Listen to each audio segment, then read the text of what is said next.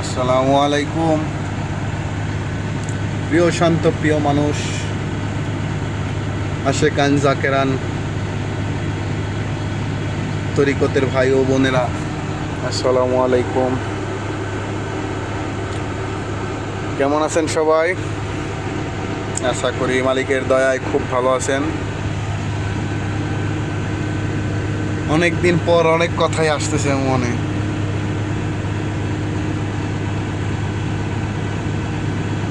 আপনি ধরেন একটা কাজ করবেন, ধরেন না লিগেলি আপনি একটা কাজ করবেন, হ্যাঁ, আপনার কাজটা আমার পছন্দ না, যাই করেন, বা আমি একটা কাজ করব যেটা আপনার পছন্দ না, তাতে সেইখানে কি দোষ আমার না আপনার?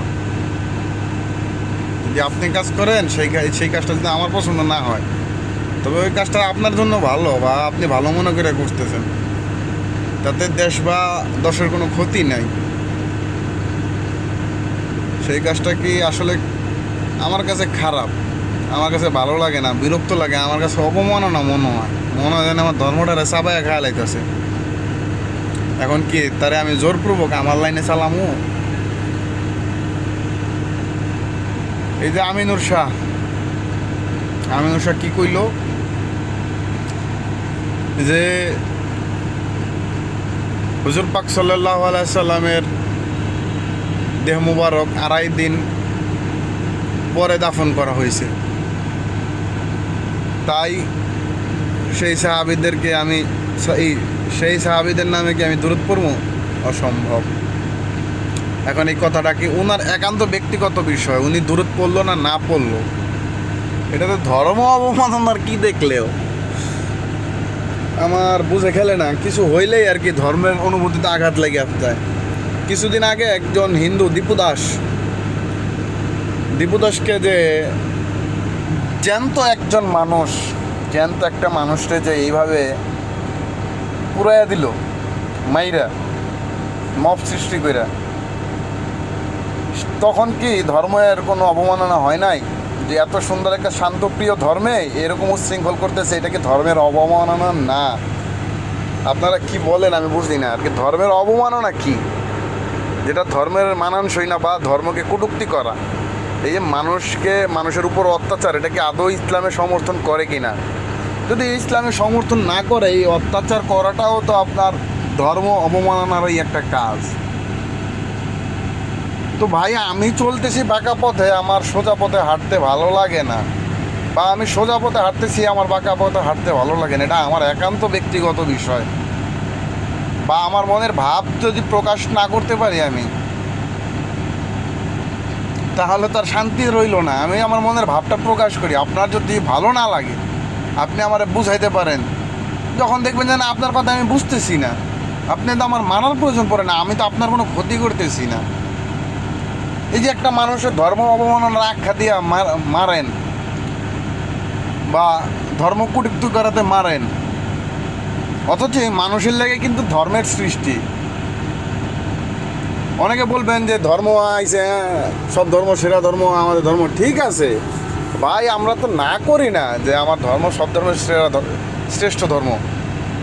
এই শ্রেষ্ঠ ধর্মটা তো বুঝাইতে হইব, মানুষকে তো মুখে বইলেও কইতে হইব না। এখন যদি আমি সারা দিন চিৎকার পারি যে আমি বিশাল বিশাল গাড়ি চালাইতে পারি, কাম হইল না, তো দেখাইতে হইব তো মানুষকে যে আমি এত বড় বড় গাড়ি চালাইতে পারি, এই অভিজ্ঞতা আমার। তুমি কইতাছ তোমার ধর্ম খুব শান্তির ধর্ম, তোমার ধর্মের শান্তিতে শ্রেষ্ঠ, তোমার ধর্ম খুব সুন্দর, তাহলে তুমি ওটা প্রকাশ করো। এইভাবে মানুষ মাইরা তুমি প্রকাশ করতেছো তোমার ধর্ম শান্তির, মানুষের উপর জোর করে মব ভায়োলেন্স করে তুমি বলতেছো যে ধর্ম তোমার একটা শান্তির। এটাকে আদৌ কি তোমার সেই শান্তির ধর্মের বাণী তুমি প্রচার করতেছো, নাকি শান্তপ্রিয় ধর্মটাকে তুমি উচ্ছৃঙ্খল করতেছো? বাবা, তুমি জান্নাতে যাইবা, ওই লোভে ইবাদত করো। আরেকজন তো জান্নাতের লোভে না, আল্লাহর লোভেও তো ইবাদত করতে পারে, যে না, যে জান্নাতের মালিক আমি তারে দেখতে চাই, আমি তারে চাই। আর তোমার মতো আমার যে যায় জান্নাতে খাইতে হবে এমনটা তো না। মতের বিরোধ থাকতেই পারে, মতের পার্থক্য থাকতেই পারে, তাই বলে যে একটা মানুষকে কিছু হইলে ধর্ম কটূক্তি, ধর্ম অবমাননা, এ কি ভাই? একটা দেশের একেবারে সব থেকে কম দামে সবজি আছিল মূলা, এটার দামও তো এখন 60 টাকা, কিন্তু আপনি তো ধর্মের দাম আরও কমায় দিতেছেন। কথায় কথায় খালি ধর্ম অবমাননা হয়ে যায়, কথা কইলেই ধর্ম অবমাননা হয়ে যায়। মানুষ একটা ভুল কথা বলতেই পারে, তবে আমিনুল শাহ যে কইছে কথাটা, এটা ওনার জায়গাতে উনি সলিড, কিন্তু তারপরেও আপনাদের কাছে এটা ভুল মনে হয়েছে, তারপরেও বেটায় মাপ চাইছে, সবার কাছে ক্ষমা চাইছে, তারপরেও কী করলেন, বেটার উপর মব সৃষ্টি করলেন। এ কি ভাই, একটা মানুষ কি নির্বিঘ্নে বাঁচতে পারে না? বিরোধী মতের বা ভিন্ন মতের একটা মানুষ কি বাঁচার অধিকার রাখতে পারে না? আমার দয়াল নবীর এমন কোনো পাই নাই আমরা, যে আপনার কোনো যুদ্ধে যে বন্দী হয়েছে, যারা বন্দী হয়েছে যুদ্ধে, তাদের একজনকে দয়াল নবী জোর করে মুসলমান বানাইছে, এমন কোনো নজির বা এমন কোনো ইতিহাস আমাদের এখনও শুনি নাই বা জানি না। যদি জানা থাকে আমার বলবেন যে দয়াল নবী এরকম কইরা গেছে, এর লেগে আমরাও করতেছি। নবীর তো সুন্নত পালন করেন বহুত রকমের, নবীর যে প্রেম, এই প্রেমের সুন্নতটাকে আপনারা পালন করতে পারেন না? ভালো থাকবেন ভাই।